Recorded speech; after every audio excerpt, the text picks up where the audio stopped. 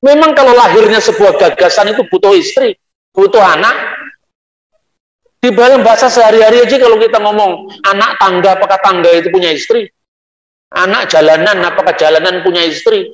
Anak sekolahan, sipil itu misalnya, itu mesti sekolahnya kawin dulu kan? Ya tidak. Iya toh? Itu kan bahasa kiasan gitu loh. Antara yang kiasan nggak bisa membedakan. Tapi orang itu begitu pedenya mengkritik iman Kristen. Kadang-kadang kaget juga saya.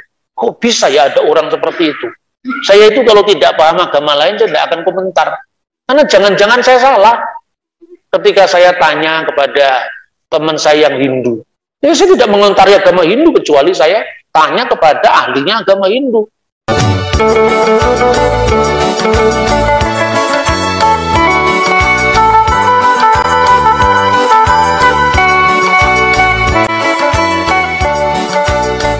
Saudara-saudara, itu bagaimana hubungan kita di tengah-tengah masyarakat majemuk, ya? Kita harus menunjukkan perilaku kita sebagai seorang Kristen, bahwa orang Kristen itu kehidupannya seharusnya menjadi teladan yang bisa dilihat oleh orang lain. Tetapi tidak cukup karena perbuatannya, tetapi juga ketika imannya dipertanyakan, dia bisa menjawab. Nah, ini yang berhubungan dengan konsep iman tadi. Maka di dalam 1 Petrus pasal 3:15 itu dikatakan, kuduskanlah Kristus di dalam hatimu sebagai Tuhan. Artinya harus ada pengenalan pribadi siapa Kristus, dan siap sedialah segala waktu untuk memberikan pertanggungan jawab. Bahasa aslinya apologia, kepada setiap orang yang meminta pertanggungan jawab dari kamu.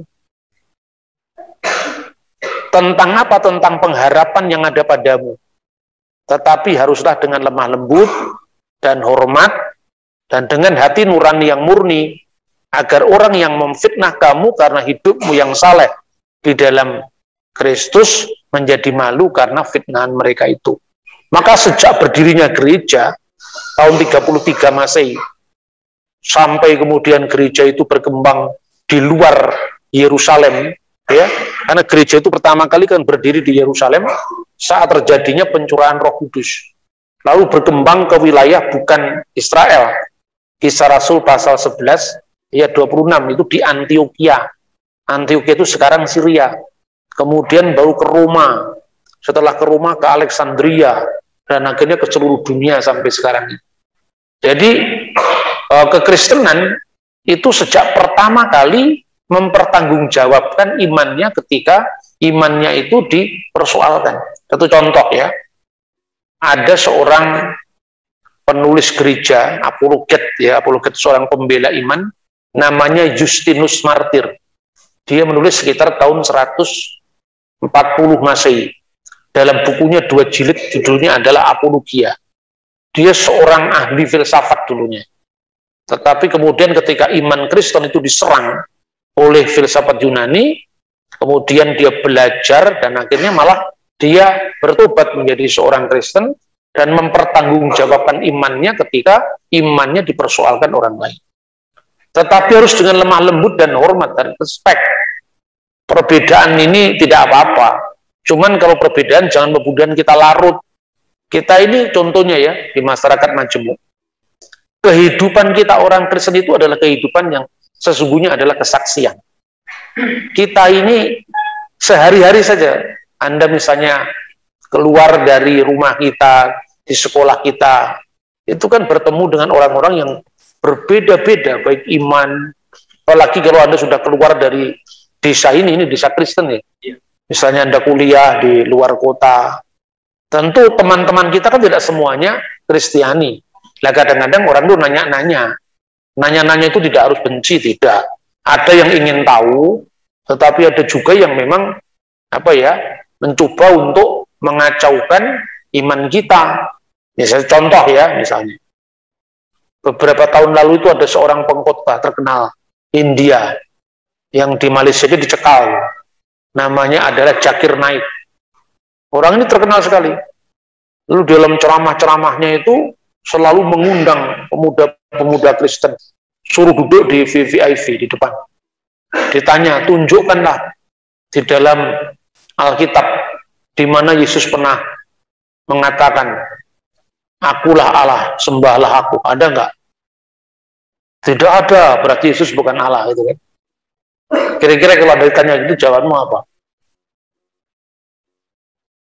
Kira-kira kalau ditanya begitu, apa jawaban kita? Apakah Yesus pernah mengatakan, akulah Allah, sembahlah aku? Oh, tidak ada, berarti Yesus bukan Allah. Jawabannya itu gampang sekali. Statement itu kan tidak harus eksplisit seperti itu. Tergantung konteksnya, budayanya, ya kan? Satu contoh misalnya, ketika Thomas si peragu itu, waktu dia tidak percaya sebelum dia bisa meletakkan ujung jarinya itu di bekas salib, baru dia percaya.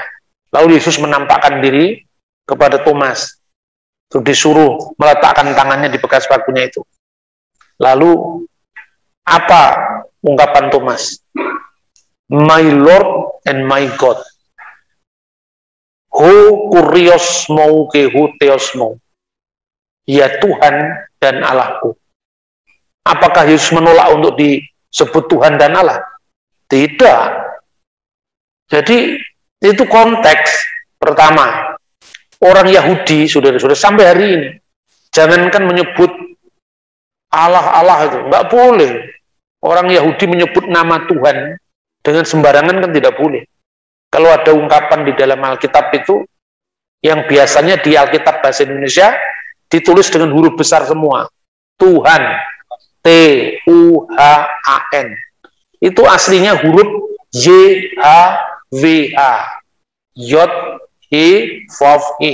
Itu nggak boleh dibaca. Bahkan kalau dibaca itu menurut kitab Talmud, ya, itu termasuk penodaan agama. Kelilat Hashem. Atau lason hara, lidah jahat. Karena tidak boleh kita menyebut Yahweh itu tidak boleh. Tapi kalau Alkitab bahasa Jawa menyebut Yehuwa, itu bacaan kira-kira. Karena itu tradisi akademis. Tetapi orang Yahudi sampai sekarang kalau ada misalnya, orang Yahudi itu kalau 3 kali sehari membaca Shema. Shema itu tertulis di dalam kitab Ulangan, pasal 6 ayat 4. Bunyinya Shema Yisrael, lalu tertulis JHWH Elohenu, JHWH Echad. Nah kata JHWH, Yod-He-Vav-He tidak boleh dibaca Yahweh, tapi dibaca Adonai, sang nama, atau nama di atas segala nama. Maka dibaca Shema Yisrael, Adonai Elohenu, Adonai Echad. Kalau orang Yahudi dari Eropa, namanya orang-orang Yahudi Askenazim dari Jerman, dari Belanda, itu bacanya seperti orang Kristen Protestan, ya. Shema Yisrael, Adonai Elohenu, Adonai Echad. Itu 3 kali sehari dibaca. Tapi kalau orang Yahudi dari Irak, Yahudi dari Mesir, Yahudi dari Timur, pokoknya itu dibaca Shema Yisrael, Adonai Elohenu, Adonai Echad. Nah, Echad itu artinya esa. Jadi tidak boleh mengikuti nama Tuhan dengan sembarangan. Makanya ketika Yesus ketemu dengan orang-orang Yahudi, ketika Yesus mengatakan, Abraham bapamu melihat hariku, dan dia bersuka karena ia akan bersuka karena ia telah melihatnya. Hariku di sini apa? Harinya Sang Mesias. Jadi Yesus itu, ya, sebelum dia datang ke dunia dia sudah ada. Sebagai apa? Sebagai Sang Firman. Maka dikatakan ingkolo purwo Sang Sabdo iku ono, dene Sang Sabdo iku nunggil kelawan Allah, lan Sang Sabdo iku Allah. Pada mulanya adalah Firman, dan Firman itu bersama-sama dengan Allah, dan Firman itu adalah Allah. Segala sesuatu dijadikan oleh Dia. Maksudnya oleh Firman itu. Karena Allah menciptakan itu kan, berfirmanlah Allah, jadilah terang, maka terang jadi. Jadi yang disebut firman itu bukan sekedar kata-kata verbal, Tetapi artinya apa? Firman itu artinya akal pikiran Allah. Firman itu artinya hikmat Allah. Firman itu artinya intelektualitas yang ada dalam diri Allah, makanya disebut logos. Nah, kata logos itu yang menjadi bahasa Indonesia logik, logika. Jadi sekarang ibarat manusia. Manusia itu satu kan, tapi ada pikiran dalam dirinya dan ada roh dalam dirinya. Ya, makanya Tritunggal itu bukan tiga Tuhan yang terpisah. Siapa yang bilang begitu? Seperti manusia terdiri di tubuh, jiwa, dan roh. Di dalam diri kita, wujud kita ini kan bentuknya tubuh. Ada jiwa, jiwa berakal yang membedakan kita dengan binatang. Dan roh. Roh dan pikiran kita ada dalam diri kita. Nah, itulah gambarnya tentang Tritunggal. Maka Bapa itu merujuk kepada wujud Allah, Putra itu kata kiasan, yang artinya firman Allah yang olehnya segala sesuatu dijadikan tadi. Dan tanpa dia tidak ada sesuatu pun yang jadi dari segala yang telah dijadikan. Dan yang ketiga itu adalah roh. Roh itu ada dalam diri Allah. Seperti roh kita ada dalam diri kita. Masa kita mau tanya, Pak Bambang, antara Anda dengan roh Anda lebih tinggi mana? Ya tidak ada perbandingan, dong, satu. Ya kan? Maka orang ditanya, bagaimana menjelaskan Tritunggal yang lebih mudah? Ya seperti tubuh, jiwa, dan roh. Tapi Allah itu wujudnya bukan tubuh, kan? Allah itu tidak kelihatan. Allah itu tidak terikat oleh ruang dan waktu. Maka disebut Allah itu roh. Itu maknanya bukan Allah itu roh di dalam roh, tidak. Allah itu roh itu artinya Allah itu tidak kasat mata. Allah itu tidak terikat ruang, tidak terikat waktu. Allah yang tidak terikat ruang, tidak terikat waktu, dalam dirinya itu ada firman-Nya dan ada rohnya. Roh itu sumber hidup dalam diri Allah. Nah, maka kalau orang sulit menggambarkan, gambaran yang paling sederhana tentang Tritunggal, Pak, ya itu tadi, seperti manusia terdiri dari wujudnya, ya, kemudian rohnya, dan kemudian pikirannya. Tiga, Pak, satu ya satu. Lebih sederhana lagi, ya tidak bisa. Mau sederhana lagi apa sekarang? Tubuh, jiwa, dan roh. Satu apa? Tiga? Satu. Tapi coba gambarin roh itu seperti apa? Sederhana apa enggak? Nah, kalau digambar kayak pocong begini keluar dari, kan enggak begitu. Jadi ketika kita bicara tentang roh itu sendiri sudah metafisik. Metafisik itu artinya apa? Di luar yang fisik, mengatasi fisik kita. Jadi hanya orang-orang yang bingung yang mengatakan, ketika firman menjadi manusia, apakah surga kosong? Masa surga pernah kosong dari Tuhan? Tuhan itu tidak terikat ruang, tidak terikat waktu. Yang namanya ruang itu muncul karena adanya alam semesta. Benar nggak? Kalau saya di sini, apakah saya ada di Malang? Ya tidak. Karena manusia terikat oleh ruang dan waktu. Mana wujudnya Tuhan? Anda percaya dengan angin apa enggak? Angin itu ada. Gambaran seperti apa angin itu? Tapi angin ada kan? Dia bisa dirasakan kehadirannya. Tapi tidak bisa digambar, memang itu bukan fisik kok. Sekarang contoh aja. Ini seringkali orang bingung. Maka ketika Yesus mengatakan, Abraham bersuka melihat hariku. Hariku di sini apa? Tuhan menciptakan alam semesta ini pertama kali tertulis di dalam kitab Taurat. Kitab Taurat itu terdiri 5 buku. Taurat bahasa Ibrani diterjemahkan dalam bahasa Taurat. 5 buku itu pertama namanya Kitab Kejadian. Bahasa Ibrani Sefer Bereshit. Kitab Keluaran Sefer Elishemot.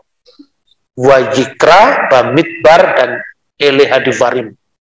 Ya, Kejadian, Keluaran, Imamat, Bilangan, Ulangan.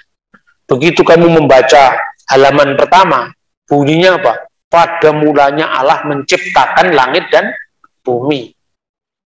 Setelah itu, dan bumi itu berbentuk, belum berbentuk. Kegelapan menutupi samudera raya, dan roh Allah melayang-layang di atas permukaan air. Roh Allah. Jadi setelah Elohim, ruah Elohim. Berfirmanlah Allah, jadilah terang, maka terang itu jadi. Di sini ada Elohim, ruah Elohim, dan Yumer Elohim, Yehi Or wa Yehi Or. jadilah terang, maka terang itu jadi. Jadi di dalam penciptaan itu sendiri ada Trinitas. Bapa, Putra, dan Roh Kudus. Bapa itu yang disebut dengan wujud Allah Elohim. Firman Allah itu adalah Dafar Elohim, dan Roh Allah itu Ruah Elohim. Nah sekarang pertanyaannya, Anda ketemu sama orang-orang saksi Yehova, ya biasanya mereka kan sombong sekali.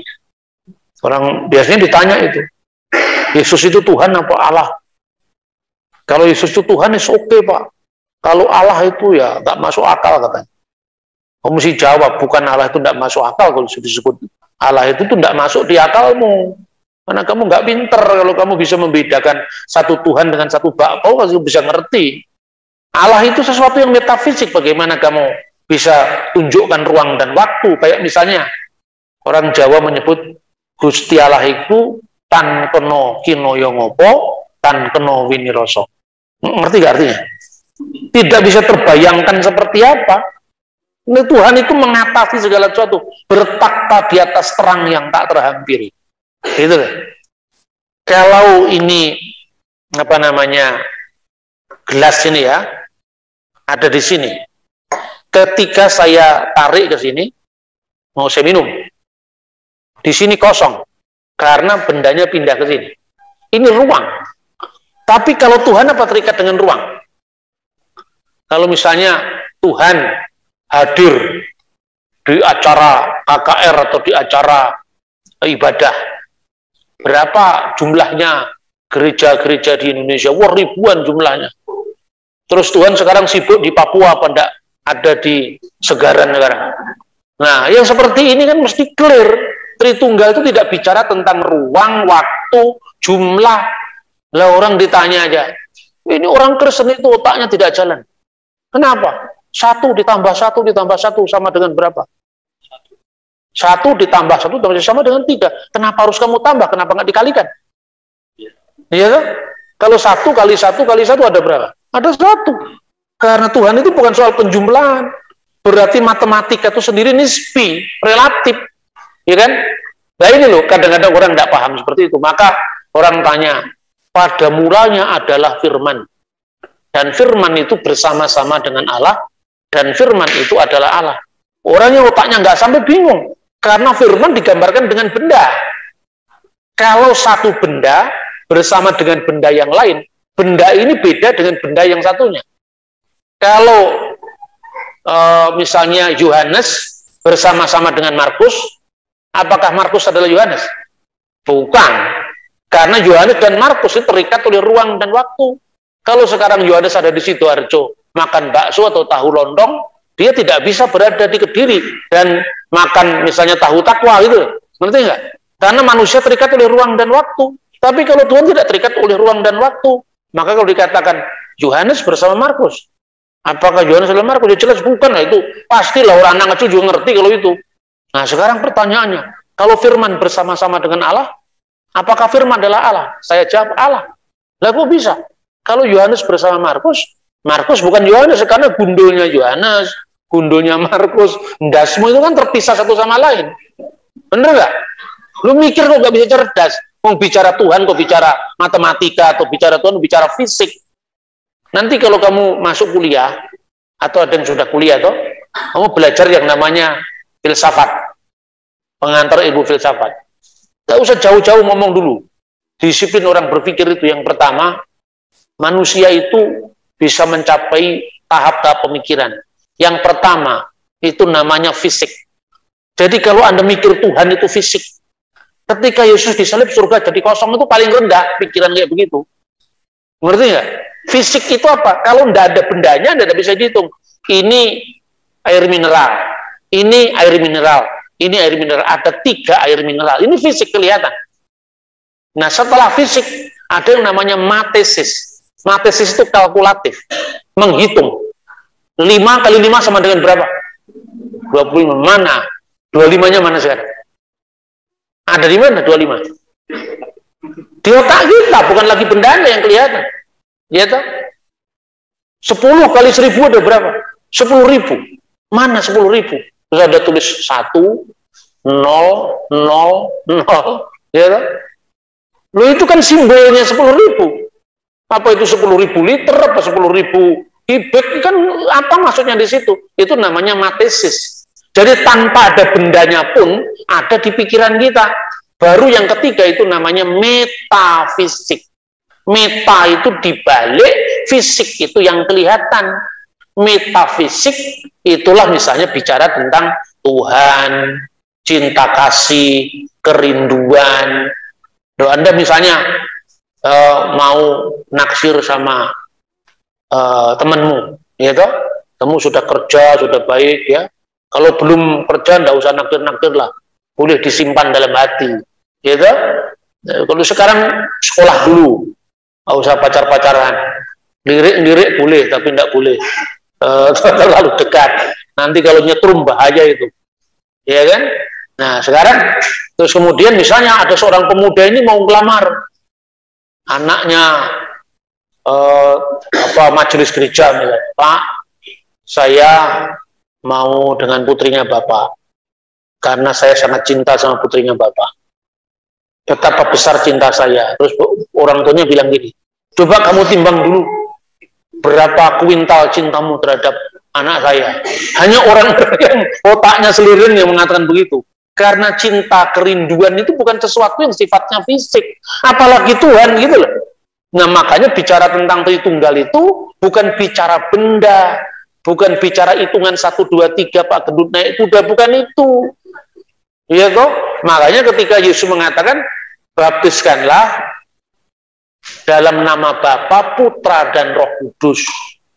Dalam nama itu satu, apa bahasa aslinya itu ya, Istoonoma, dalam satu nama, itu tunggal. Tapi dalam satu nama itu Bapa, Putra dan Roh Kudus. Itulah Tritunggal. Jadi ketika Yesus mengatakan Abraham melihat hariku, loh Yesus kan baru lahir pada awal tarik Masehi.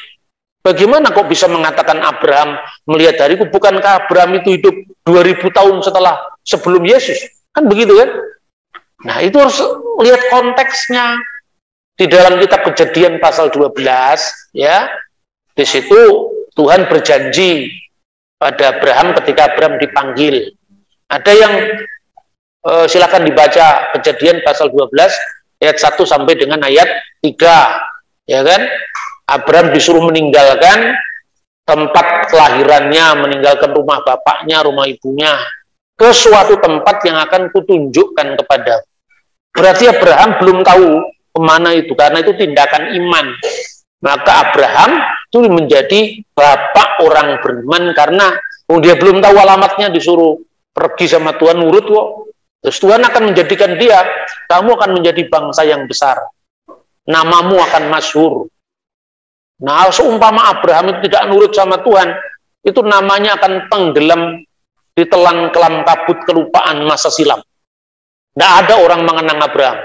Kalau segera Abraham orang kaya, Abraham orang hebat, banyak orang hebat yang lain. Tapi karena Abraham dikenal, karena dia menyembah Allah yang mengutusnya, lalu namamu akan masyhur, yang memberkati kamu akan menjadi berkat, yang memberkati kamu akan diberkati, yang mengutuk kamu akan dikutuk, dan olehmu semua kaum di muka bumi akan mendapatkan berkat. Itu konteksnya itu. Jadi pertama Abraham jadi bangsa yang besar, terbukti itu sekarang. Dari keturunannya Abraham lewat Sarah, lewat Ketura, lewat Hagar, muncullah bangsa Timur Tengah yang besar.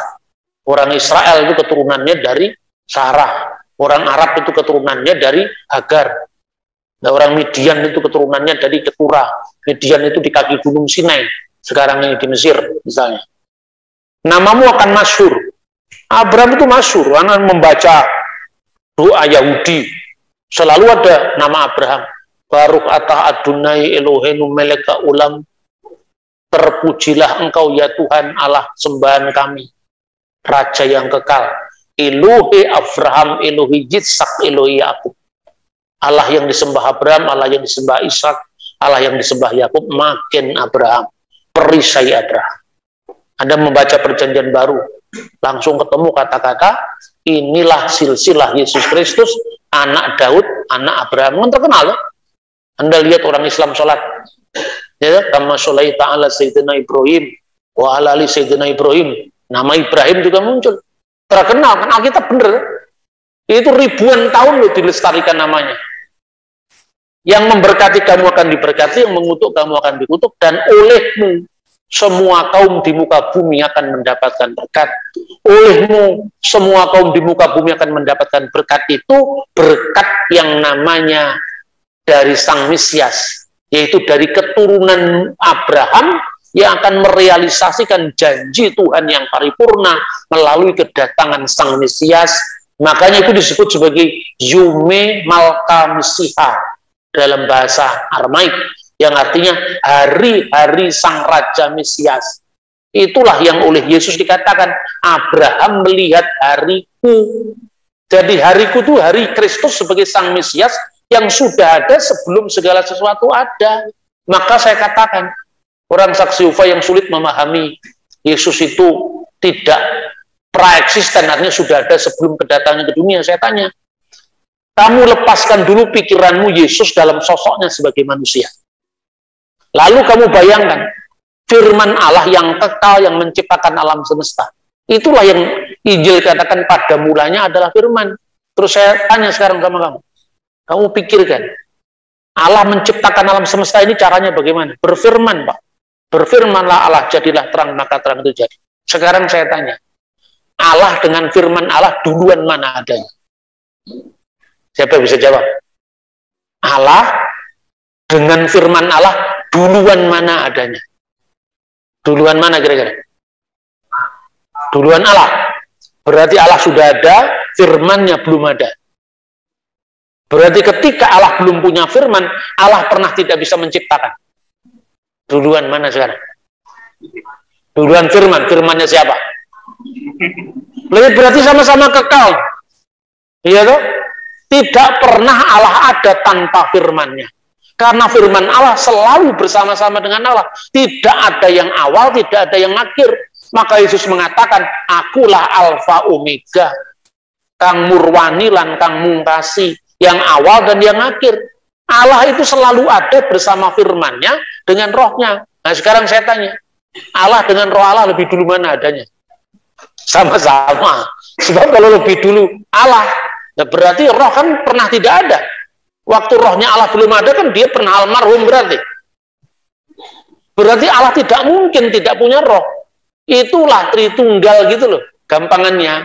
Nah firmannya kemudian jadi manusia. Apa di surga kosong? Memang ruang, kalau di surga kosong itu ruang dan waktu. Kalau saya di sini tidak ada di sana, itu kan manusia. Aku di sini, engkau di sana. Memang beda. Iya, memang saya di Kediri, tidak ada di Malang sekarang gitu loh. Jadi Tuhan itu tidak terikat oleh ruang dan waktu. Paham enggak, saudara-saudara? Terus yang kedua, bedakan Yesus secara manusia dan Yesus secara firman Allah. Firman itu bukan sekedar kata-kata, pikiran. Pikiran kalau keluar menjadi ide, kalau diucapkan jadi kata-kata, itu kan. Nah sekarang pertanyaannya, kalau dikatakan Pancasila itu lahir dari pikiran Bung Karno, apakah pikiran punya istri sekarang? Hanya orang yang tidak pinter yang mengatakan, kalau Tuhan punya anak siapa bidannya? Itu refleksinya kurang. Memang kalau lahirnya sebuah gagasan itu butuh istri, butuh anak. Di dalam bahasa sehari-hari aja kalau kita ngomong anak tangga, apakah tangga itu punya istri? Anak jalanan, apakah jalanan punya istri?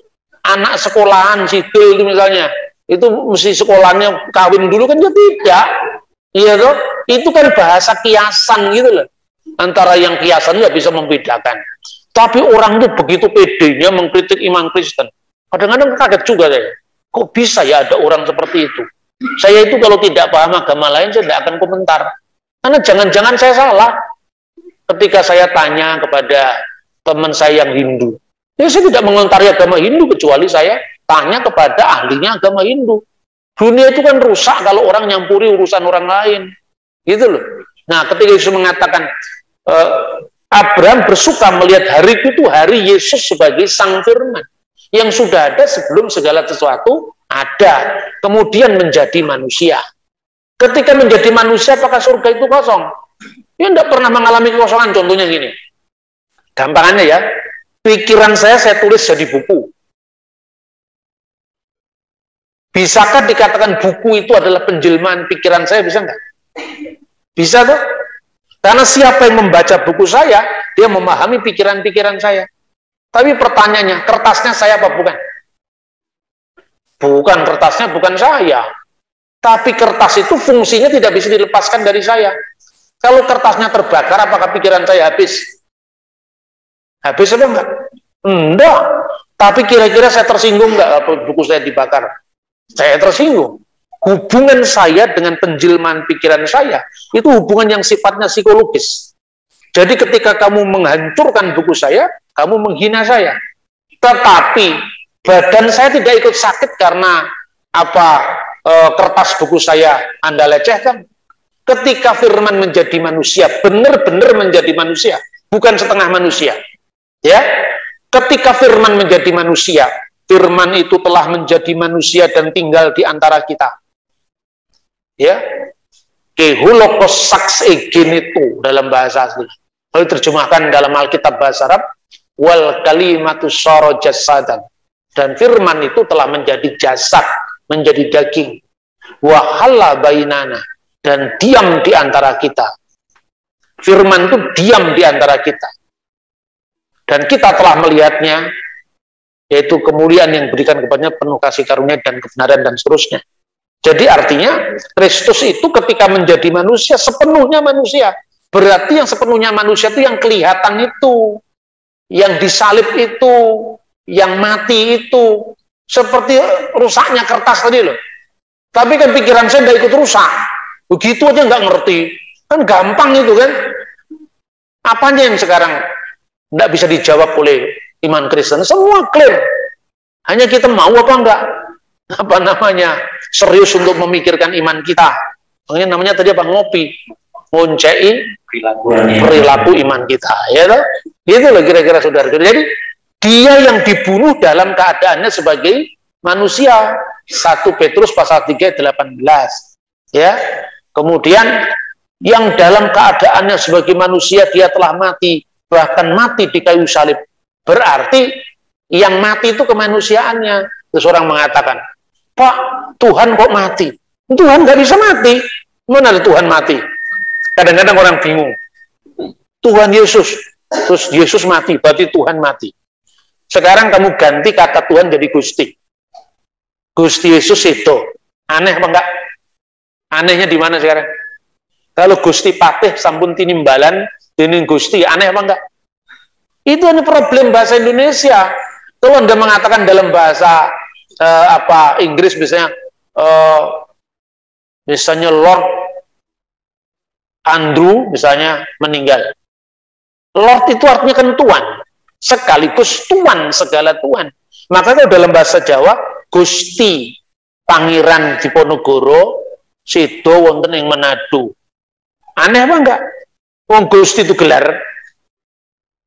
Tapi kalau Anda mengatakan Gusti Yesus, berarti karena Kristus itu ya dari jabatan kemanusiaannya itu Gusti, makanya ya yang sedo ya Yesusnya, bukan Gustinya, karena Gusti itu gelar. Tapi Alkitab tidak pernah mengatakan Allah mati, tidak pernah ada. Itulah bedanya antara kata Tuhan dan kata Allah.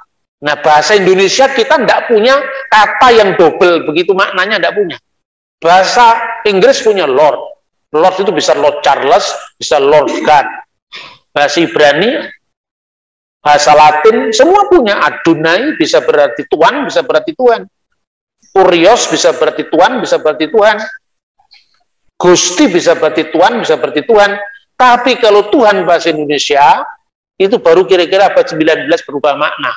Jadi kita mesti belajar perkembangan bahasa itu seperti apa, terus mikir boleh, tapi referensi harus banyak.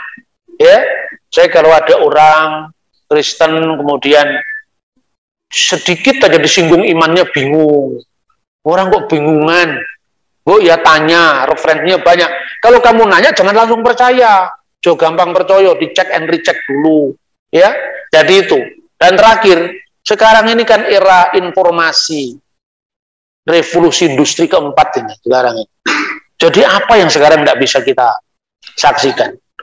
Saya di Jogja beberapa saat lalu ada seminar ya Kemudian ada orang bertanya, bagaimana cara menjawab kita Alkitab kita itu tuduh palsu?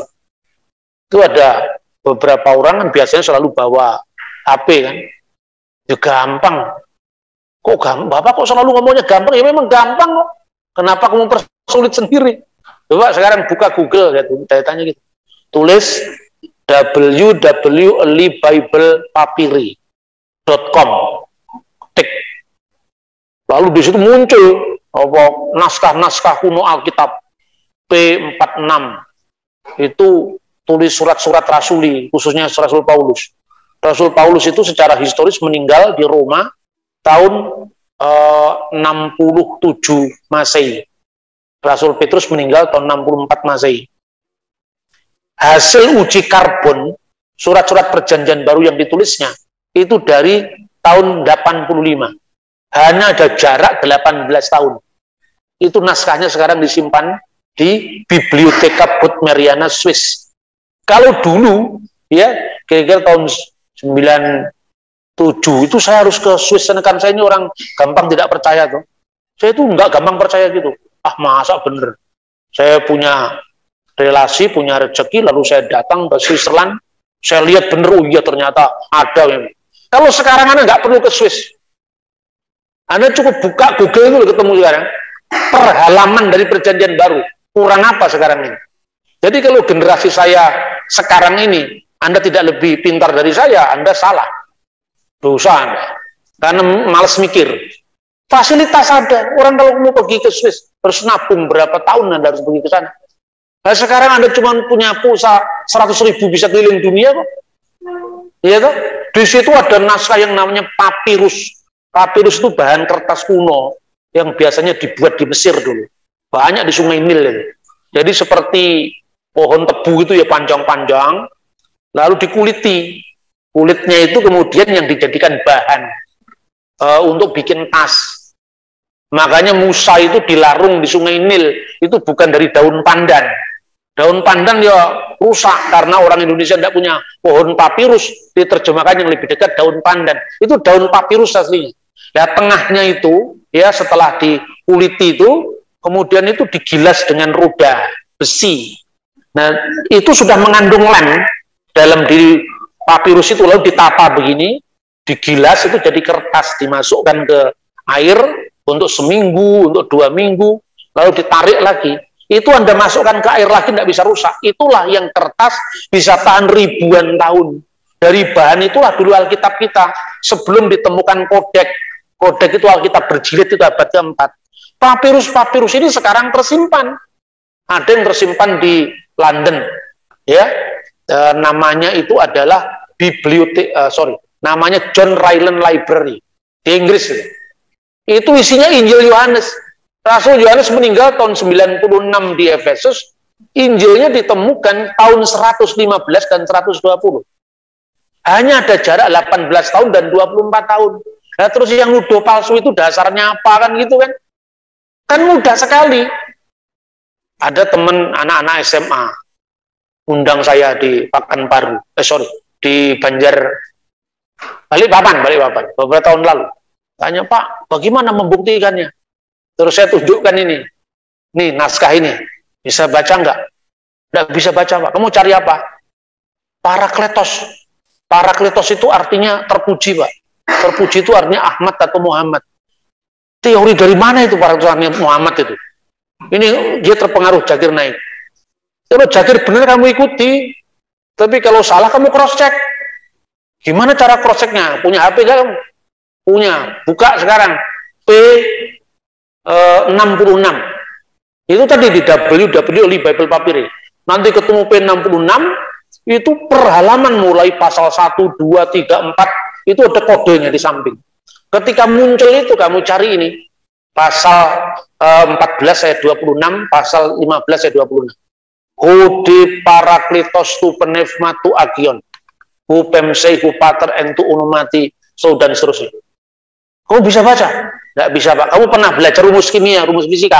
Bisa, Pak. Ini huruf apa ini? Huruf alfa. Lah ini para atau peri? Para ya sudah. Gampang deh. Apanya yang sulit sekarang ini? Apalagi kalau Anda punya tabungan, punya duit, belikan buku. Jangan suka-suka pergi ke mall. Itu hobi yang kurang terpelajar. Mesti pergi ke toko buku, perpustakaan. Lalu ketemu jodohmu itu di mall, itu alamat itu. Tidak bagus. Ketemu jodoh itu di perpustakaan. Ketemu jodoh itu di tempat-tempat yang orang riset gitu loh. Jangan ketemu jodoh itu nonton saya kurang gaul mungkin ya, zamannya berbeda ya. Jadi gitu ya sekarang ya. Jadi ciptakan masyarakat yang terpelajar. Karena apa? Itu untuk masa depan kita semua. Kalau kita kalah dalam pertarungan informasi, kita ini akan selamanya kalah. Nah, itu contoh-contoh bagaimana ternyata teknologi canggih itu bisa membimbing kita. Nah, dari bahan seperti itu ya, terus nanti abad keempat namanya kodek, ada kodek Vatikanus, disimpan di Vatikan, kodek Sinaiticus ditemukan di sini, dan seterusnya. Itu saya kira. Iya. Iya, terima kasih banyak untuk saya memberikan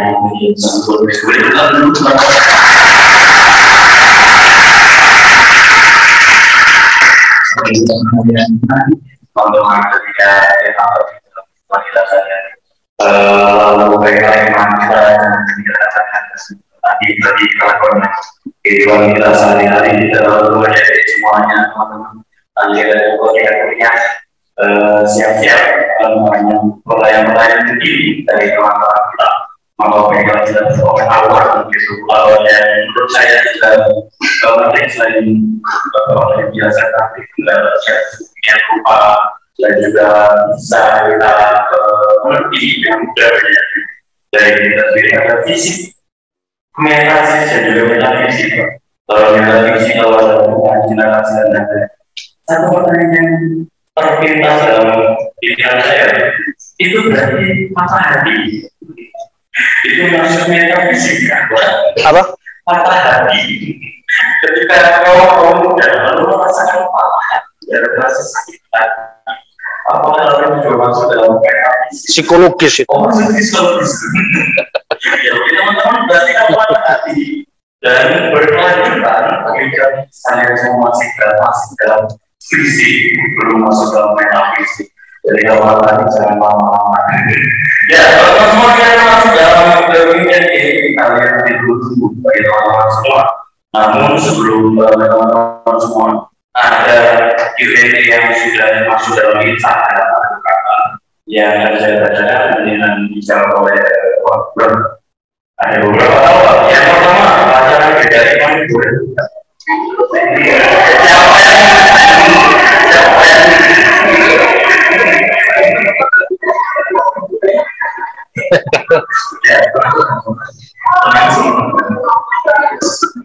Oke, teman-teman cuma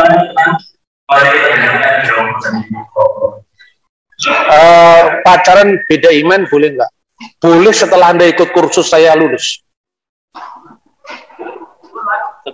Setelah ikut kursus kelas saya lulus Anda boleh. Tapi syaratnya harus lulus kelas saya dulu. Ya kan? Boleh, enggak apa-apa. Harus lulus kelas saya itu ya, termasuk ada materi psikologinya, materi perbandingan agama, baru boleh.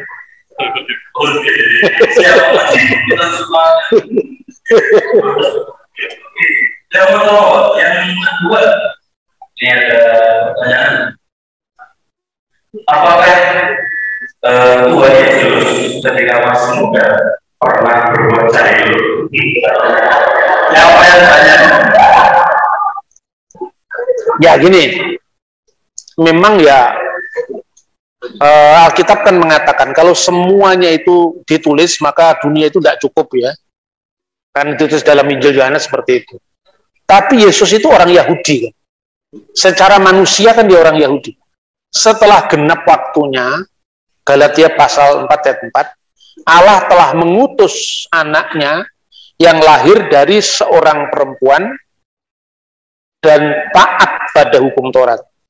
Artinya lahir dari seorang perempuan. Itu kalau di dalam bahasa aslinya lahir dari gunaikos. Gunaikos itu terjemahan Yunani ya dari kata Ibrani yang tertulis dalam Kejadian pasal 3 ayat 15. Keturunan perempuan itu Ishak dalam bahasa Ibrani akan mengalahkan ular, dan ular itu akan diremukkan kepalanya, tetapi keturunan dari ular itu atau ular itu akan meremukkan tumitnya. Itulah nubuat tentang penyalipan. Itu Kejadian pasal 3:15, begitu manusia jatuh ke dalam dosa, ada nubuat itu. Nah itu gunaikos dalam bahasa Yunani, Septuaginta. Setelah genap waktunya, berarti genap nubuat itu. Allah mengutus anaknya yang lahir dari gunaikos, sang perempuan yang dinubuatkan dalam Kejadian 3:15. Dan tunduk pada hukum Taurat. Berarti Yesus itu orang Yahudi. Karena Yesus itu orang Yahudi, tentu dia mengalami tahapan-tahapan pendidikan orang Yahudi. Misalnya ya, orang Yahudi itu pada usia-usia tertentu ya, pada usia 5 tahun dia mulai belajar mikra. Mikra itu mulai membaca kitab suci dari kitab Kejadian ya.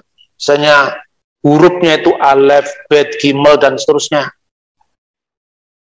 Alif bapak itu kalau di bahasa Arab, bahasa Ibrani alif, bet, gimel, dalet dan seterusnya. Nanti dia bisa mulai membaca teks-teks pendek itu umur 5 tahun. Makanya umur 5 tahun dia belajar kitab suci. Kemudian umur 10 tahun dia mulai belajar, meningkat lagi dari belajar mikra, kemudian dia belajar misnah. Kemudian umur 13 tahun, kalau zaman Yesus umur 12 tahun, dia belajar misfot, hukum-hukum. Karena apa? Umur 12 tahun dia umur dewasa, akil balik. Umur 15 tahun dia nanti belajar Talmud, tradisi lisan. Dari Taurat lisan itu namanya Talmud. Kemudian umur 18 tahun, dia itu kupah itu menikah, usia untuk menikah itu 18 tahun. Umur 20 tahun, Ben Esrim Lirdop, dia dianggap memiliki kematangan secara psikologis ya. Kemudian umur 30 tahun lakoah, punya kekuatan secara rohani. Makanya umur 30 tahun orang Yahudi baru boleh mengajar di depan umum. Makanya dilihat di dalam Alkitab itu. Kumpulkanlah orang-orang Israel dari umur 30 tahun sampai 50 tahun, itu dia dianggap bisa melayani di kemah suci. Makanya ketika Yesus mengatakan Abraham melihat hariku, dia akan bersyukur karena dia telah melihatnya. Umurmu belum 50 tahun. Karena 50 tahun itu adalah usia kematangan dalam pelayanan. Sebagai orang Yahudi tentu Yesus tidak lepas daripada itu. Makanya beberapa saat lalu itu kan ada seorang pelawak itu loh, Kristen namanya Mongol. Itu dihantam-hantam sama orang Kristen. Katanya waktu dia diwawancarai oleh teman muslimnya, dia mengatakan, sejarah Nabi Muhammad itu jelas lengkap, tapi sejarah Yesus, sorry ya tidak lengkap ya, karena dia tidak paham itu. Ya, karena membaca kitab itu bukan kitab yang turun dari langit, itu memilih konteks sejarah. Lalu saya jelaskan di situ, tapi tidak usah kita membuli orang. Kalau bicara misalnya tentang pelayanan, pelepasan gereja, bukan gereja, seperti kuil setan itu, satanic church itu. Ya mungkin Mongol lebih tahu saya tidak pernah ikut yang aneh-aneh begitu. Jadi kita ini saling melengkapi, tidak usah saling membuli. Ya, lalu saya jelaskan itu. Nah sekarang pertanyaannya, Alkitab itu hanya menceritakan misalnya Yesus umur 8 hari dibawa ke Bait Allah. Untuk apa? Disunat. Itu namanya Brit Milah, usia penyunatan. Orang Yahudi, usia itu diukur dari hari penyunatan, bukan hari kelahiran. Makanya sekalipun Yesus itu lahirnya 25 Desember, tahun barunya kan 1 Januari. Karena dihitungnya sejak hari sunatnya Yesus. Itu kalau di gereja-gereja kuno disebut sebagai Khitan Al-Masih. Itulah tahun barunya. Ya, kemudian usia 12 tahun, karena itu bar miswah. Dia dinyatakan dewasa, akil balik, lalu dia naik ke bema. ke tempat yang lebih tinggi itu dia diberikan hukum Taurat. Lalu setelah itu Yesus kemana kok tiba-tiba baru muncul umur 30 tahun? Ya karena memang baru boleh muncul tahun itu. Nggak usah spekulasi. Lalu Yesus pergi ke India, Yesus pergi ke Tibet, itu sumber dari mana? Kalau enggak, orang kan sering spekulasi seperti itu. Malah ada spekulasi-spekulasi lain. Misalnya Yesus itu nakal umur 5 tahun. Dia umur 5 tahun main-main sama teman-teman kecilnya di genangan air. Lalu kemudian dilarang sama bapaknya Yusuf karena kenapa dia main-main pada hari Sabat. Lalu Yesus mengumpulkan tanah liat itu dibentuk seperti burung-burung. Lalu setelah dia dilarang tidak boleh mainan di hari Sabat, Yesus melepaskan tanah liat yang dari burung tadi dan terbang sungguh-sungguh. Itu tertulis dalam buku apa? Namanya Injil Thomas dari abad keempat tahun 400-an. Lalu digambarkan Yesus umur 5 tahun juga, dia main-main sama temennya di loteng. Lalu temennya itu dijatuhkan sama dia sampai mati. Lalu kemudian ahli-ahli Taurat itu pada protes, lalu Yesus membangkitkan kembali anak umur 5 tahun yang mati yang dinakali sama dia. Itu asalnya juga dari yang namanya Injil Tufuliah, itu dari abad ke-5. Lalu ada keajaiban, Yesus itu bahkan bisa bicara waktu bayi. Itu tertulis dalam namanya The Arabic Gospel of Infancy atau Injil Tufuliah, itu abad ke-5 dalam bahasa Syria, lalu diterjemahkan dalam bahasa Arab oleh Henry Sick dalam bahasa Latin dan bahasa Arab. Bahasa Latinnya itu Liber de Infantia. Di buku itu diceritakan Yesus telah bisa bicara pada waktu bayi ketika digendong ibunya Maria. Jadi banyak orang menuduh, kenapa di antara ratusan Injil hanya ada 4 yang diterima orang Kristen? Ini orang kurang gaul, kurang baca. Memang sejak abad pertama cuma ada 4 itu, tidak ada Injil-Injil yang lain. Memangnya adanya 4 itu. Nah itu yang namanya Injil Maria Magdalena, itu tahun berapa? Naskahnya tahun berapa? Jadi Injil-Injil yang ditulis, yang sebetulnya bukan Injil, itu Injil-Injilan itu paling awal ditulis kira-kira tahun 160 Masehi. Sementara Anda lihat tadi, naskah-naskah perjanjian baru, dari tahun 85 masih ada naskahnya, sampai bertahan sampai hari ini. Nah, teks-teks itu kemudian dituduh oleh orang non-Kristen, mengatakan, kekristenan telah menyeleksi supaya cocok dengan ajaran Kristen, khususnya ketuhanan Yesus. Kekristenan kalau mau, teks semua Injil namanya Injil-Injil apokrif. Injil Thomas yang menceritakan Yesus bisa membuat tanah ditiup jadi burung, lalu Injil Tufuliah yang menceritakan Yesus membuat dia bisa bicara waktu bayi, lalu Yesus bisa membuat mujizat pohon kurma yang menunduk. Itu ada dalam Injil Mata Al-Manhul pasal 20, ya. Itu semua kalau itu diterima sama orang Kristen itu menguntungkan. Wah, hebat, sudah masih bayi sudah bisa bicara, umur 5 tahun bisa membuat tanah ditiup jadi burung, kan menguntungkan. Tapi dalam sejarah itu tidak ada untung-untungan. Anda tidak bisa percaya informasi sejarah yang muncul 500 tahun setelah peristiwa, ya toh? Karena Injil memang ditulis sejaman dengan peristiwanya gitu. Nah, jadi seperti itu. Jadi kisah-kisah aneh itu muncul karena orang berspekulasi dan itu tidak bernilai historis. Jadi sekalipun mungkin bagi orang Kristen yang suka dongeng itu menyenangkan, ya, menyenangkan telinga kita, tapi itu bukan fakta sejarah. Jadi oleh gereja ditolak. Sekalipun itu menguntungkan kalau bicara untung-untungan, tapi kan nggak diterima sama kekristenan karena cerita itu tidak bernilai historis. Ya, saya kira itu. Iya, terima kasih banyak Pak. Kalau tadi yang lain jalurnya luar biasa.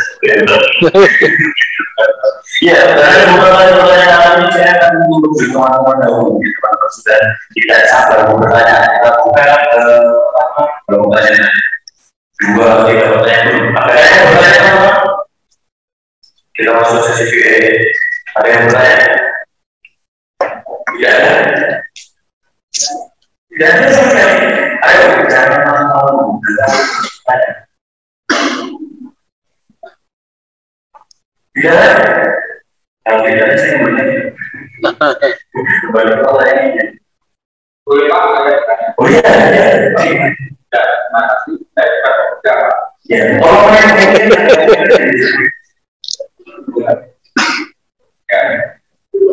boleh saya lanjut. Begini Pak, pertanyaan saya. Ini babnya kelima, jamnya kelima. Kalau kita melihat cerita di dalam Alkitab, pertama cerita kita dan jalan. Saya dalam perjanjian lama itu ada cerita itu, jadi soal yang punya kekuatan luar biasa. Pertanyaan saya, mereka kan sebenarnya manusia biasa, tapi punya kekuatan yang luar biasa. Apakah kereta-kereta semacam ini sebuah kereta rakyat mungkin kan di Palestina saja Israel banyak kita bicarakan. Kemudian seperti tahu sensor dan lainnya diberi muatan iman begitu. Ini pertanyaan saya, apakah seperti itu? Kalau seperti itu mungkin ya di Indonesia banyak kereta rakyat kalau diberi muatan iman juga luar biasa. Ini Pak Iwan. Iya, terima kasih. Tentang Simpson ya, itu Bapak bisa lihat di tayangan YouTube saya. Jadi ada ngaji Alkitab, itu seri keberapa, itu saya buat satu session, judulnya Benarkah Kisah Simpson adalah jiplakan dari mitos Hercules. Di situ ada pembahasan saya, juga kisah tentang Daud dan Salomo, Goliat dan sebagainya itu ada. Tetapi itu tidak sama, Pak. Pertanyaan karena apa? Tidak sama. Karena Alkitab itu seringkali gagal dipahami karena dilihat dari kitab satu zaman. Alkitab itu bukan kitab yang muncul dari satu zaman. Satu orang yang dianggap penerima wahyu, makanya kompleks sekali. Untuk membandingkan Alkitab ya, silakan Bapak membandingkan misalnya sejarah Nusantara. Dari masa prasejarah sampai zaman Jokowi. Gitu. Sederhana apa enggak? Tidak sederhana, karena apa? Ketika kita masuk di misalnya zaman Kerajaan Sriwijaya, nama-nama tempatnya berbeda, bergeser, wong sudah lebih dari 1000 tahun, ya kan? Kemudian nama tempatnya berbeda, bahasanya berbeda, jenis makanannya berbeda, kira-kira. Ini bisa nggak dipahami dari bahasa Indonesia zamannya Anton Mulyono atau Yus Badudu? Tidak bisa. Satu contoh aja. Kisah dan bahasanya. Sekarang bahasanya dulu. Pernah Anda membaca prasasti Kedukan Bukit dari zaman Kerajaan Sriwijaya? Itu bahasa Melayu, itu bahasa Melayu kuno. Saya baca ya, salah satu baris dari prasasti Kedukan Bukit. Dapun tayang nayit disampau ngalap sidayatra. Wulan jesta dapun tayang marlapas dari Minanga. Ayo, siapa yang bisa terjemahkan? Ini bahasa kita loh. Tapi bahasa kita abad ke-7. Ini bahasa Melayu abad ke-7. Dapun tayang, itu nama orang. Yang itulah yang menjadi kata sembahyang sekarang. Itu bukan bahasa Sanskerta, bukan bahasa Arab. Wong Arab belum masuk Indonesia. Ya, itu bahasa Nusantara asli. Naik itu naik. Seperti kata baharu menjadi baru. Di Malaysia jadi baru. Baharu jadi baru, di sini baru. Bahwasanya jadi bahwa. Di Malaysia jadi bahawa.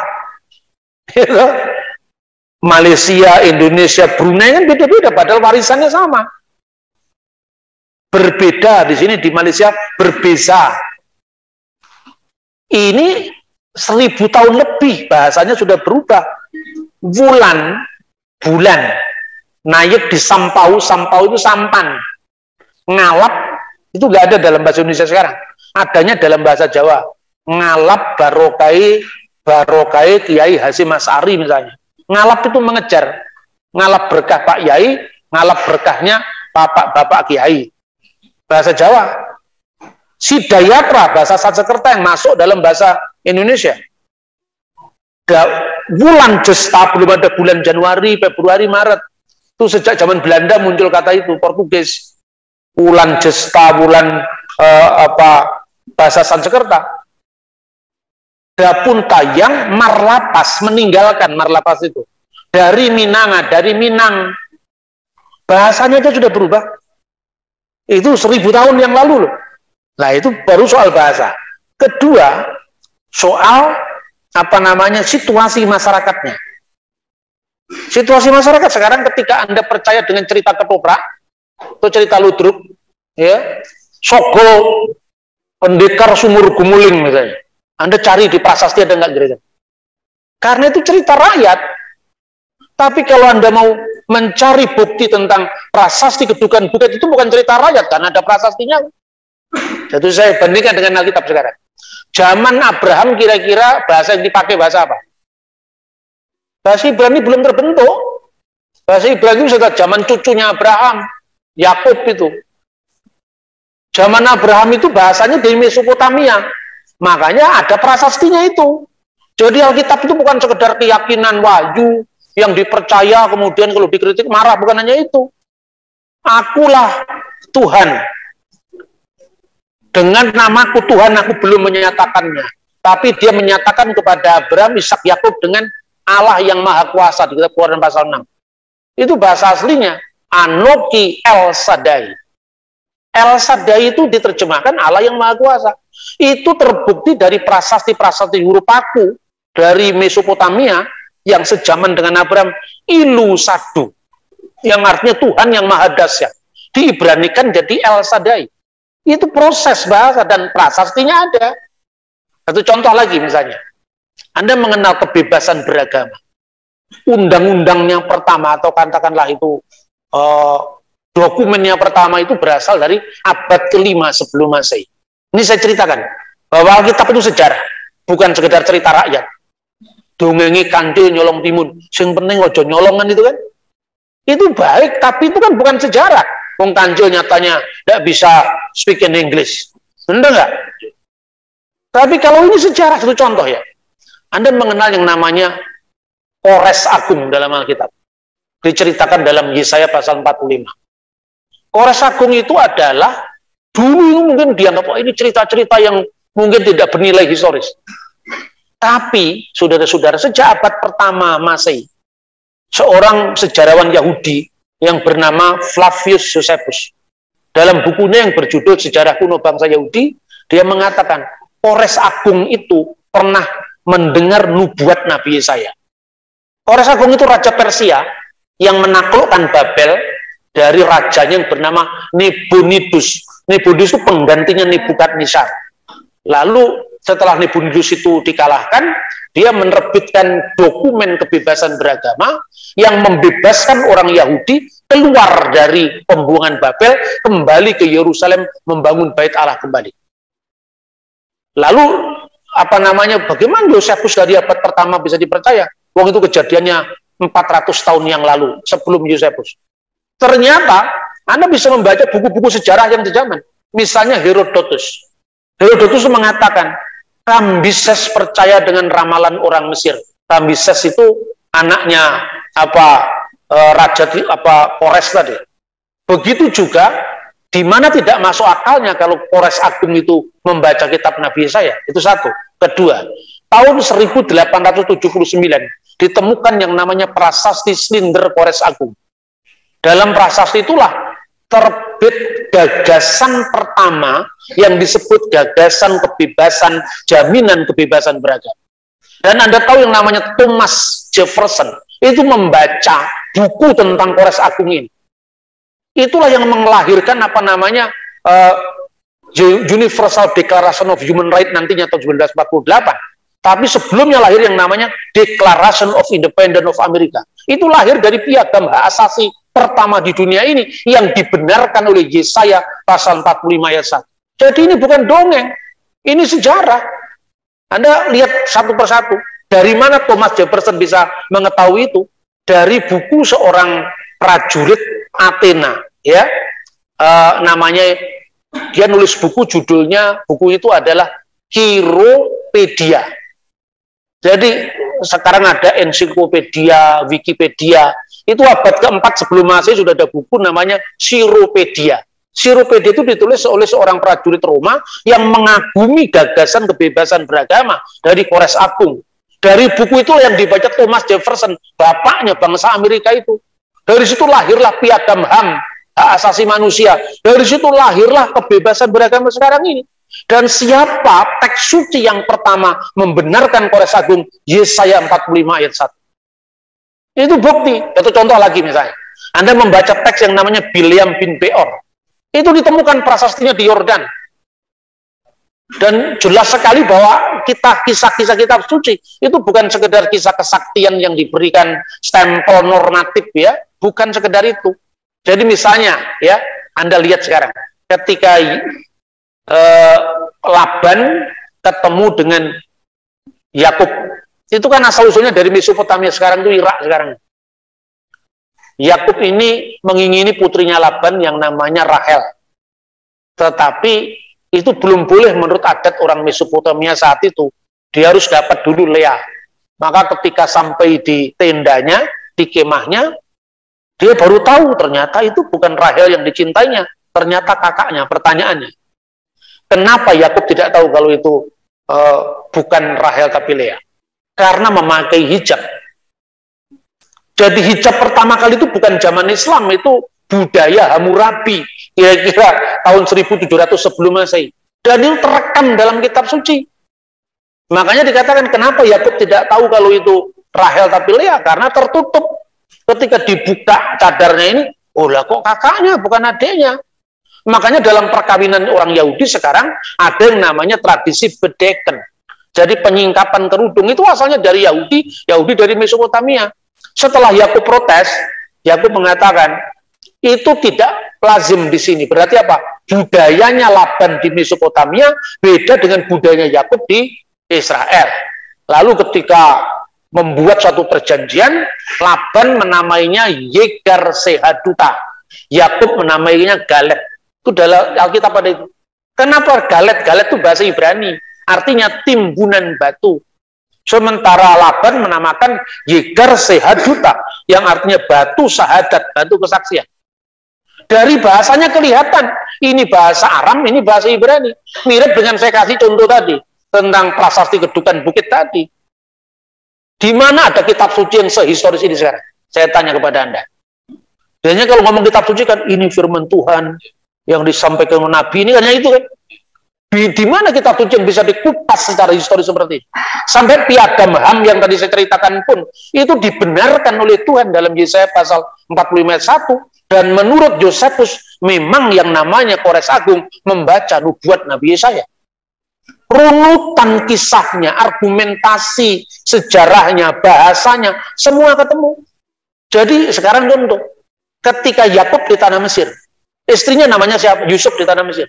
Istrinya namanya siapa? Asnat. Asnat itu bahasa Mesir, bukan bahasa Ibrani. Karena waktu itu tinggalnya di Mesir, bahasanya orang Mesir, bahasa hieroglif, bukan bahasa Ibrani. Nama anaknya Asnat. Asnat itu hanya kekasih Nait. Nait itu Dewi Kecantikan. Seperti orang Jawa Kristen, nama anaknya Sri Rezeki atau Dewi Sri. Pada Kristen, karena Kristen dibaptis Maria Sri Rezeki. Padahal Dewi Sri itu istrinya Bathara Wisnu, benar nggak? Tapi karena konteksnya lahir di Jawa, masuk akal. Tapi kalau Anda mengaku orang misalnya Jawa, tapi kira-kira kamu hidup di abad 10 sebelum Masehi, namamu misalnya Muhammad Anwar, nggak masuk akal karena bahasa Arab belum masuk Indonesia. Ngerti nggak saya maksud? Jadi kira-kira kalau Yusuf tinggal di Mesir tahun 1700 sebelum Masehi, pertanyaannya, yang mungkin mana? Kekasihnya namanya Asnat atau Juleha sekarang? Nggak mungkin Juleha karena itu bukan nama Mesir. Sama dengan Anda misalnya hidup di zaman kerajaan Balitung, Jawa Timur abad 10. Namamu Michael Jackson, mungkin nggak? Karena nama Michael belum muncul waktu itu. Nama orang Jawa abad 10 itu Bambang belum ada. Belum ada itu. Nama Bambang itu Jawa Mataraman itu. Gitu? Nama-nama Jawa itu baca prasasti. Prasasti apa? Prasasti Matiase. Misalnya, Sigaligi Mawayang buat yang Macarita Bima Yakumara. Siapa tahu ini bahasa Jawa ini. Si Galigi itu nama orang. Mawayang memainkan wayang buat yang untuk menyembah Tuhan. Yang Macarita bercerita Bima Yakumara. Bima ketika masih muda, makanya ada cerita Tirto Suci Perwitosari itu abad 10. Kicaka Mabanyol. Kicaka melucu membanyol. Mawayang Ramayana, memainkan Ramayana. Tidak bisa mawayang Naruto, tidak mungkin. Jadi Alkitab sejarah apa enggak sejarah? Ya toh? Ya, paham ya? Saya cerita panjang lebar ini supaya Anda paham betul bahwa apa yang kita iman itu bukan dongeng. Ya, saya kira itu. Iya, terima kasih Bapak. Biasa, bukan hanya kita imani, bukan hanya soal biasa kita imani sebagai soal secara luar biasa. Dan luar biasa. Ya, terima kasih. Pertanyaan berikutnya ada Pak, saya ini wakil muda, masih muda loh. Oh iya. Ini pertanyaannya saya masih ingat ketika saya masih sekolah. Saya dulu sekolah. Dulu ada teman saya yang bilang, Tuhan Yesus naik surga bagi saya surga. Dari surga sampai ke Konti, naiknya sampai mana Pak Tuhan Yesus naik ke atas? Dan setelah saya mendengar penjelasan dari Bapak tadi bahwa surga itu bukan bentuk ruang atau tempat. Nah, padahal Tuhan Yesus kan pada saat itu menjadi manusia, turun sebagai manusia. Dan ketika Tuhan Yesus naik ke surga, itu kan dalam wujud manusia. Dalam wujud manusia, naik ke surga yang bukan merupakan tempat atau rumah. Jadi Yesus kemana ya Pak? Alurnya kemana? Ini pertanyaan. Ini pertanyaan. ya, Tuhan Yesus saja. Manusia. Ya, dari kan keluar dari waktu. Lalu yang surga ya. Ya, itu juga dipersoalkan oleh ahli bedah Perancis namanya Maurits Bucaille dalam bukunya Bibel, Quran, dan Sains Modern. Dia mengatakan seperti itu. Jadi kalau sekarang dikatakan kamu akan lihat dia akan kembali seperti dia naik. Nah sekarang kalau dia lihat di Israel, dia kelihatan kan? Tapi kalau dilihat dari ujung bumi yang lain, dari mana kelihatannya? Nah, kadang-kadang apa ya? Orang itu tidak mau objektif. Kalau itu diberlakukan untuk Yesus, kenapa tidak diberlakukan untuk Isra Mi'rajnya Nabi Muhammad? Ya, jadi mestinya kita kalau menerapkan satu metode untuk mengkritisi agama orang, itu mestinya diterapkan untuk agamanya sendiri. Nah, kalau berjawaban tentang Yesus, itu begini. Kristus dalam keadaannya sebagai manusia. Dia memberikan kepada muridnya, karena muridnya kan masih punya mata telanjang secara manusia. Apa mungkin matanya disulap dulu supaya jadi mata surgawi kan? Enggak. Ya, toh? Jadi yang dia lihat itu memang dia naik ke atas, karena atas bawah itu. Di ruangan setelah tidak ada gravitasi bumi, tidak ada lagi atas bawah. Benar nggak? Jadi artinya yang kita atas itu sesuatu yang sifatnya mulia. Dalam pandangan fisik memang kelihatan atas. Tapi begitu kita bicara non fisik atau metafisik, itu sesuatu yang luhur, sesuatu yang mulia, dan itu tidak terikat oleh ruang dan waktu lagi. Jadi pada saat dia terikat ruang dan waktu itu fisik kita, sesuatu yang mulia itu digambarkan ke atas. Kan tidak mungkin mengatakan, maka Yesus pun pergi ke surga menuju ke sebelah utara. Atau Yesus pun ambles ke bumi seperti Ontorejo. Kan tidak mungkin begitu. Sesuatu yang dibayangkan dengan mata telanjang itu, sesuatu yang mulia, itu atas. Kemuliaan bagi Allah di tempat yang maha tinggi. Kan maha tinggi. Itu dalam budaya manapun juga ada. Seperti misalnya, gambaran tentang Tuhan yang maha tinggi itu di dalam bahasa Jawa kuno disebutkan parwata. Parwata itu artinya apa? Gunung atau giri. Karena sesuatu yang atas itu dianggap mulia. Tetapi bahwa kemudian Anda naik pesawat yang ruang angkasa, kemudian di luar gravitasi bumi, jangankan ruang, yang namanya atas dan bawah ini pun nisbi. Gitu kira-kira. Jadi Kristus itu naik dengan tubuh fisiknya. Tapi tubuh fisik yang tidak lagi terikat oleh ruang dan waktu. Satu contoh, ketika murid-murid pada ketakutan berada di ruangan yang tertutup, ya, tiba-tiba Kristus masuk dan mengucapkan salam. Ya kan? Pertanyaannya, dari pintu mana dia masuk? Karena sudah tidak terikat ruang dan waktu. Tetapi ciri fisiknya masih bisa dilihat. Silahkan kamu buktikan, Thomas, gitu kan? Masih dibuktikan. Itulah yang namanya tubuh surgawi. Tubuh surgawi itulah yang kita kenakan nanti ketika kita sudah dimuliakan karena Kristus. Jadi kita manunggal dengan Kristus itu dengan tubuh surgawinya. Karena Allah tidak bisa terikat oleh ruang dan waktu. Tetapi Kristus memberikan percontohan, makanya dia disebut yang pertama bangkit dari antara orang mati. Jadi konsep manunggalin kawula Gusti dalam Kristen itu ada. Tapi kita tidak manunggal dengan zatnya Tuhan, karena Tuhan itu tidak mungkin kita bisa lebur dalam ketuhanan. Tapi kita bisa menyatu dengan tubuh surgawi Sang Kristus. Karena apa? Firman telah menjadi manusia. Sama seperti kita, hanya kemanusiaan yang sudah jatuh ke dalam dosa itu ditransformasi. Jadi nanti di surga atau di Firdaus sebelum pengadilan akhir, saya nanti bisa ketemu kalau saya sudah dipanggil Tuhan, ketemu dengan Pak Pendeta, ya bisa ketemu nanti saya di sana. Loh Pak, dulu kita pernah seminar di Segaran, ya, tapi sudah tidak ada fresh care, tidak ada minyak kayu putih. Karena apa? Tubuh kita sudah ditransformasi menjadi tubuh surgawi. Itu yang dicatat dalam 1 Korintus pasal 15. Jadi tubuh surgawi itu sudah tidak lagi terikat oleh ruang, waktu, arah, atas, bawah, enggak. Karena di dalam Tuhan itu tidak ada atas, bawah, utara, selatan, itu tidak berlaku. Di luar gravitasi itu sudah berlaku, apalagi di depan Tuhan. Paham ya? Jadi atas itu maksudnya bukan sekedar arah. Ketika kita dalam keadaan mata telanjang kita masih terbatas oleh arah, terbatas oleh ruang. Tetapi yang disebut yang mulia, surga, itu adalah batas mata jasmani kita memandang. Dan itu sudah memasuki mata rohani kita. Ya, bisa dipahami enggak? Oke. Ya, terima kasih banyak ya. Biasanya bisa kita pahami semuanya ya. Sebenarnya sudah masuk dalam bidang fisik berlewat begitu. Mereka mampu lebih susah ya bisa masuk. Mereka waktu masalah seperti yang dia sebenarnya juga surga. Ya, itu memang ada pertanyaan lagi yang lainnya. Ya, baik. Baik, terima kasih atas kesempatannya. Saya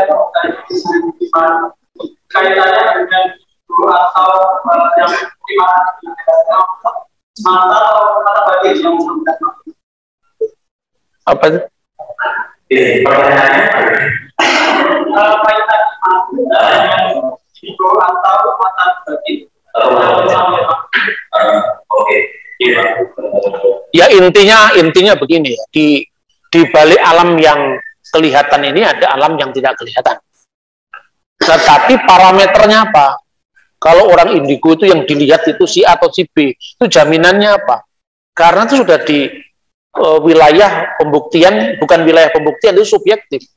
Karena gini, apa yang kita lihat, apa yang kita lihat dalam pengalaman itu, entah pengalaman sifatnya fisik atau non fisik, itu terbentuk karena memori otak kita. Anda bisa membaca teori psikoanalisanya Sigmund Freud, sekalipun itu tidak sepenuhnya menjawab ya. Orang negro yang sejak kecil ditanamkan bahwa orang kulit putih itu adalah musuh. Nanti ketika dia bawah sadar, dia merefleksikan pengalaman kebencian yang sudah ditanamkan berabad-abad itu, dalam alam bawah sadarnya itu sesuatu yang buruk, sesuatu yang dimusuhi, sesuatu yang dilawan itu adalah orang kulit putih. Begitu dia terbangun, loh, ternyata ini hanya ada di alam bawah sadar saya. Jadi seorang melihat makhluk aneh, ya, makhluk aneh itu kan muncul karena memori kita sejak masa kecil. Contohnya, kita sangat akrab dengan pocong. Karena di Jawa orang mati di pocong. Anda tidak bisa cerita ini pada orang Yunani atau pada orang Timur Tengah yang kalau mati itu cuma diletakkan aja, sekalipun itu di kain kafani tapi tidak dikasih tali 3. Sampai kalau di Jawa ada dongeng itu namanya culiden likulu. Apa artinya culiden likulu? Itu bukan bahasa roh. Uculono Pak Mudin taliku telu. Ya. Nah sekarang kata-kata culiden likulu taliku telu. Kenapa Pak Mudin? Karena itu terkait dengan tokoh masyarakat yang namanya Mudin, dan Mudin itu berkaitan dengan kuburan dan sebagainya. Itu hanya terjadi di Jawa. Dunia simbol yang muncul dari seorang itu dunia Jawa. Gitu. Dan ternyata setan itu juga kontekstual. Makanya jangan terlalu percaya. Setan itu juga bisa membuat sesuatu yang sifatnya masih apa namanya debatable, masih bisa diperdebatkan, itu seolah-olah pasti. Itu contoh aja misalnya. Ya. Kalau Anda membaca ini, jangankan kok sampai dunia opini ya. Dalam Alkitab sendiri ya. Kalau Anda membaca Perjanjian Lama, kata Satan itu artinya iblis. Maka dalam kitab Ayub itu has-Satan dengan kata sandang de Satan itu artinya iblis. Itu bahasa Ibrani. Tapi di dalam Perjanjian Baru kata Satanas itu kata jamak yang artinya para setan. Sedangkan kata iblis itu diabolos. Penerjemah bingung. Ini akar katanya sama, Satanas dengan Satan. Tetapi maknanya beda. Jadi bahasa itu kan bukan sekedar karena seakar atau tidak. Sama-sama bahasa seakar misalnya. Di Sunda kata amis itu artinya manis. Tapi kata amis di sini ada sesuatu yang apa berbau tidak sedap. Padahal bahasa Sunda dengan bahasa Jawa kan satu akar. Bahasa Bali, Sunda, Jawa satu akar. Jadi pemaknaannya itu beda, gitu loh. Jadi makanya pemaknaan seperti itu juga muncul misalnya di dalam cerita-cerita horor ya. Terus kemudian orang yang indigo bisa melihat setan. Tapi dunia setan itu karena dunia yang sifatnya imaterial, tidak kelihatan, tapi ada. Cuman bentuk perwujudannya seperti apa itu tidak lepas dari budaya kita. Makanya kemudian karena orang sudah mengalami internalisasi simbol, setiap dia kecil ditakut-takuti. Kalau jalan lewat sana, gitu, di sana ada kemamang. Kemamang itu bentuknya apa setan yang dalam bentuk api. Nah itu kalau di sana itu ada kuntilanak, itu kan ada kuntilanak, setan, gendruwo. Ya. Oleh gendruwo itu maknanya berubah. Gandarwa itu artinya bahasa Sanskerta. Gandarwa itu adalah makhluk kayangan. Kok bisa jadi gendruwo sekarang? Kapan kata Gandarwa berubah jadi gendruwo? Kalau Anda membaca syair-syair Jawa kuno ya, misalnya Kidung Sudamala itu akhir zaman Majapahit atau zaman Kerajaan Kediri. Itu kata Gandarwa artinya masih positif. Tapi munculnya kata Gandarwa menjadi gendruwo itu dalam Kakawin Sena. Itu terakhir masa Majapahit, masuk Kerajaan Demak. Lalu ditambahin nanti ada jin, setan, peri, perayangan, terus Gandarwa jadi gendruwo tetean karena penggawainya tektok teklung Gandaro tetean, ilu-ilu Banaspati. Ilu-ilunya bahasa Jawa, Banaspati bahasa Sanskerta. Jadi bahasa itu campur baur begitu rupa, karena kita tidak pernah mikir kecuali kita hanya bicara, maka itu memasuki alam bawah sadar kita, dan kita ditakut-takuti oleh bayangan itu. Jadi kalau Anda takut ya, misalnya ini pengalaman pribadi saya. Anda takut lewat kuburan. Kemudian Anda merasa seperti mencekam. Kamu berhenti. Berhenti, jangan lari. Kamu berhenti dan saya katakan itu orang enak. Enggak usah berdoa dulu. Enggak usah berdoa dulu. Pangkatnya setan terlalu tinggi kalau kita berdoa. Ya kan? Kamu tanamkan yakin dalam dirimu. Ini konsep atau ini alam bawah sadar saya. Ketika misalnya dia menampak itu, usap matamu, kalau perlu dikasih aqua sini, dilin. Wih, real apa enggak? Nanti alam enggak ada. Bosan sendiri dia. Jadi itu artinya alam bawah sadar kita juga mempengaruhi. Makanya kemudian, ono pedon rabi karo demit, mana siji jenenge setan. Loh kok bisa? Pedon rabi karo demit, mana siji jenenge setan. Padahal setan di sana itu adalah pimpinan demit. Di sini kok anaknya wedon. Ayo coba. Ini artinya apa? Ini bolak-balik bahasa, maka penemuan simbol itu muncul dari budaya kita. Tapi sekali lagi saya katakan, eksistensi setan, eksistensi makhluk-makhluk yang tak kasat mata itu ada. Tapi dunia simbol itu kontekstual. Ya, saya kira itu paham ya. Jadi jangan kita terjebak pada simbolnya, tapi kritisi simbol itu. Itu saya kira. Iya, terima kasih banyak Pak. Kalau dunia itu yang ada, ya. Jadi apa yang saya tahu ya, jadi kalau saya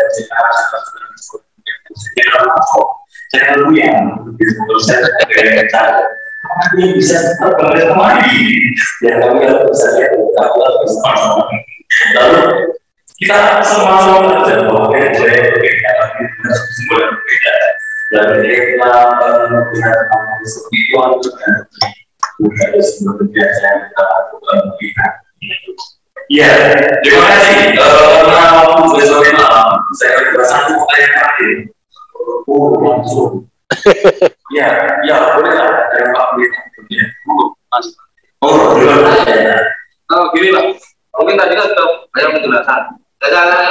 Bagaimana cara kita mempertahankan idealis kita, karena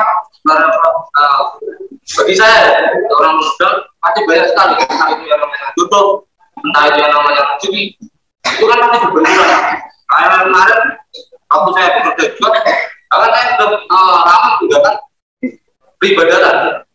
Bagaimana untuk kedepannya supaya di tengah-tengah kehidupan kita tidak meninggalkan ideologi kita sebagai orang-orang Kristen.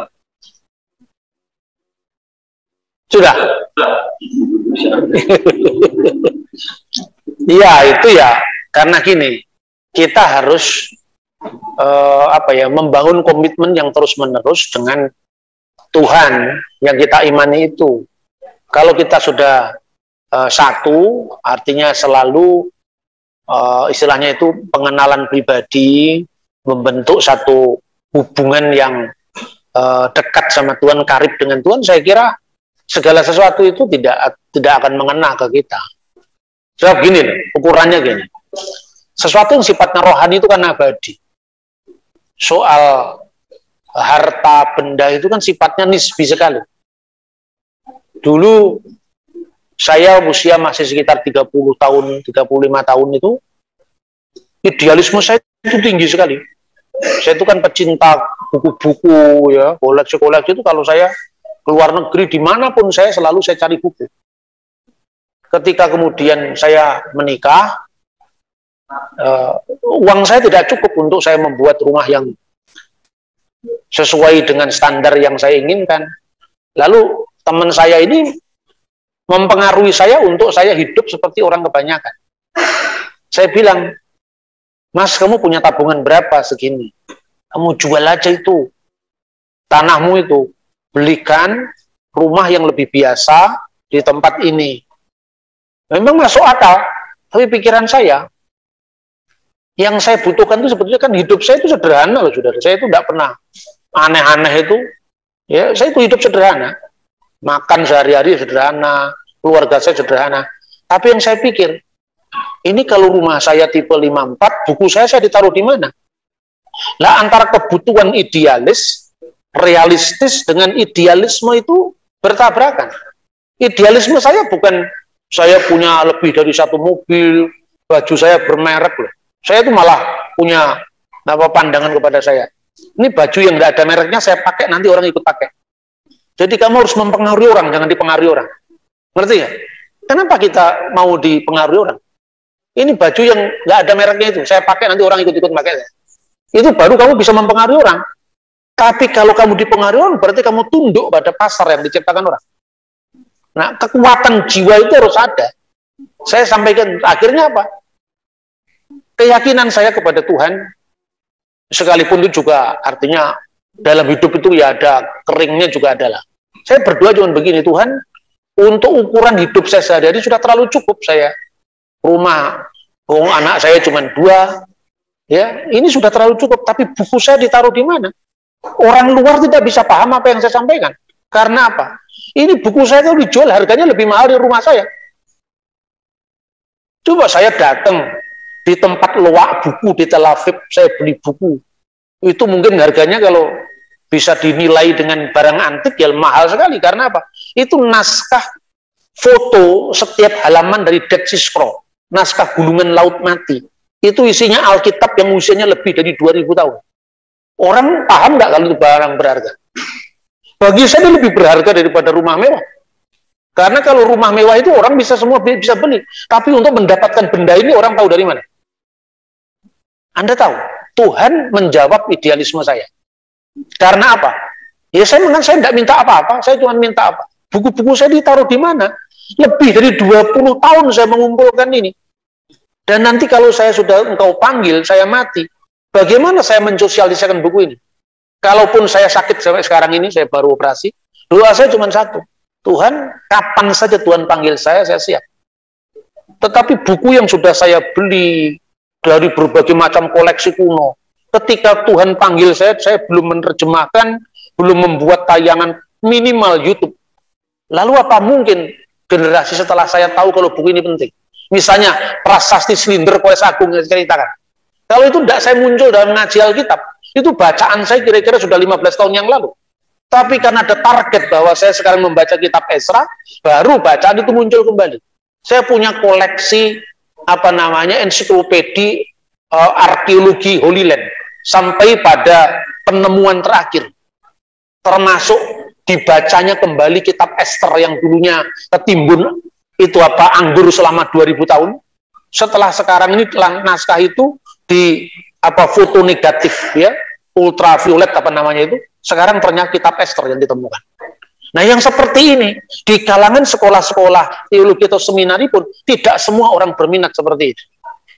Pahami? Jadi antara idealisme seperti ini, kalau kita punya panggilan hidup, itu tidak akan luntur. Tapi kalau kita tidak memiliki panggilan yang kuat, itu mudah luntur. Lebih praktis lagi. Misalnya ketika Anda jatuh cinta pada seorang yang secara ideal, secara iman itu tidak cocok dengan kita. Anda perlu mengadakan terapi psikologis.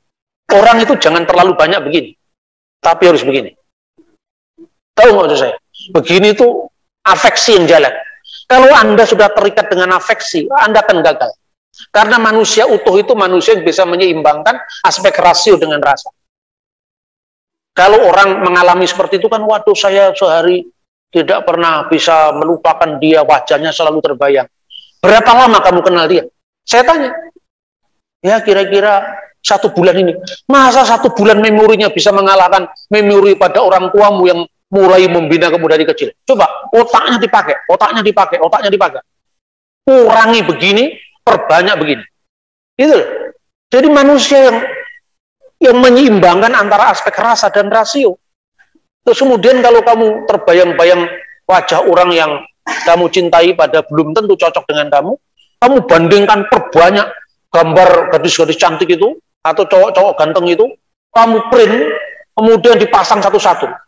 Kamu amati satu-satu dari bentuk hidungnya, bentuk mulutnya. Nanti suatu saat kamu akan refleksi. Ini lebih indah dari ini. Ini lebih indah dari ini. Kalau referensimu banyak, kamu tidak mudah terjebak. Jadi sekarang pesan saya, perbanyak referensi. Baik referensi buku, maupun referensi calon suami atau calon istri. Tapi jangan diapa-apakan. Bahaya itu. Hanya boleh direferensi dalam literatur. Ya, tidak boleh itu masuk di dalam ranah fisik, tidak boleh. Ingat loh, fisik itu yang paling rendah. Itu metafisik dulu. Jadi baru metafisik, baru psikologis. Itu baru yang terakhir fisik. Nah kalau kita terjebak di fisik, metafisiknya tidak. Makanya permenungannya kurang dalam. Ya, saya kira itu. Nah kalau soal harta benda lebih mudah lagi. Sesuatu yang bisa diberikan selain Tuhan itu tidak abadi. Contohnya, kamu bisa kaya, kamu bisa minta kepada Nyi Blorong. Berarti yang bisa diberikan kepada Nyi Blorong itu tidak abadi. Kalau diberikan kepada Tuhan, itu abadi. Lah yang menyadari seperti ini masih latihan terus-menerus. Tidak bisa kita hanya terjebak satu kasus, lalu yang lain-lain tertutup. Itu ingat, berapa lama kamu kenal dia? 2 bulan. Berapa lama bapakmu kenal kamu sama orang tuamu? 20 tahun. Masa 20 tahun dihapus dengan 3 bulan? Masa kata-kata itu kan menunjukkan ini. mikir. Jangan terus dirasa. Terapinya begitu. Jadi ingat ya, terapinya begini. Itu kalau letaknya di sini, timbul saja kan? Jangan begini. Kalau begini itu nanti bisa sakit. Ya, tapi kalau begini, semakin kita putar otak kita, semakin kita sehat. Semakin kita rasa dengan efek kita, semakin kita sakit. Itu saya kira.